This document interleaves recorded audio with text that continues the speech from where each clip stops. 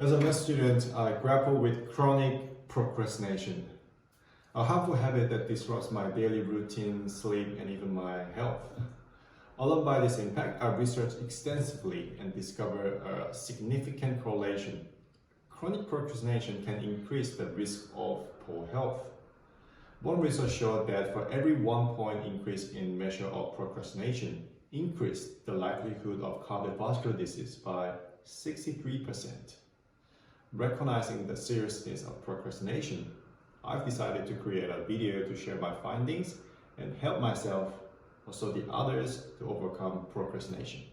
So let's talk about how procrastination works. If we have an exam coming that we are stressed about, our brain receives it as there's a threat, and especially the part called amygdala. What this does is it will send a hormone called the adrenaline. And essentially what this does is it activates our fear response, the fight and flight response.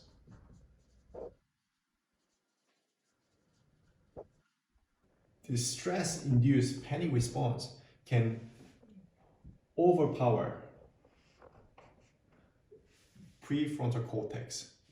This prefrontal cortex, what it does, it normally will regulate our emotions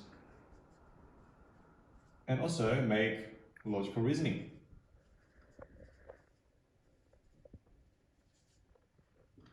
Because our fear response is inhibiting this pathway, we are not being able to regulate our emotions. What we instead do is procrastinate.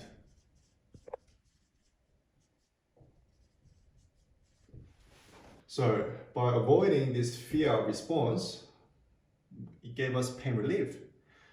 We are using procrastination to manage our emotions instead of our prefrontal cortex. The problem is that the relief that you get from procrastination does not really last. And this will soon be replaced by feelings of guilt, shame, and self-blame. Then what do? We go back to study through prefrontal cortex. Now, this is again going back to our fear response, causing the adrenaline and procrastinate. And again, they will cause negative emotions. Then we go back to this vicious cycle. Procrastination was not about actually being lazy. In fact, many people procrastinate because you care too much. You're a perfectionist. What we can know is that procrastination is actually about poor mood management, not time management. It's actually about avoiding the negative emotions that we associated with the task. You just cope with those negative emotions by procrastinating. It's quick, easy, it works, but at least just a little while. So how do we stop this vicious cycle of procrastinating? One evidence-based approach for reducing procrastination is by cognitive behavior therapy, called CBT.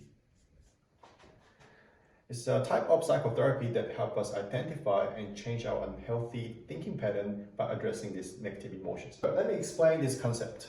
There are 3 basic steps. Firstly, identify the troubling issue.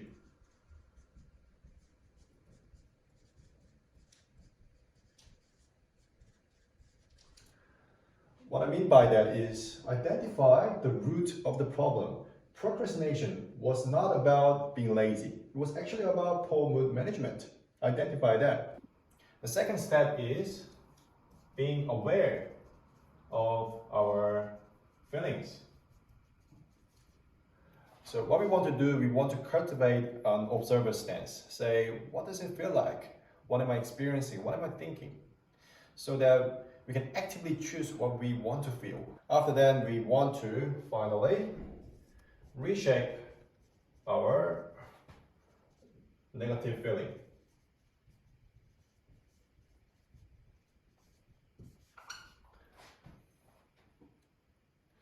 So we want to ask ourselves, why is this valuable to me? How is it important? What will I learn about myself from doing this task? It helps us to dial up our positive feelings about our task, as well as reducing some of the negative emotions that we have. Believe it or not, I was actually scared of making this video. I procrastinated so much. So what I did was I told myself, this is an opportunity for me to experiment. I wasn't thinking too much. Hey, this shouldn't be perfect. It's an experiment. I'm going to try it out. Maybe I can see this opportunity as a service for the community to help others.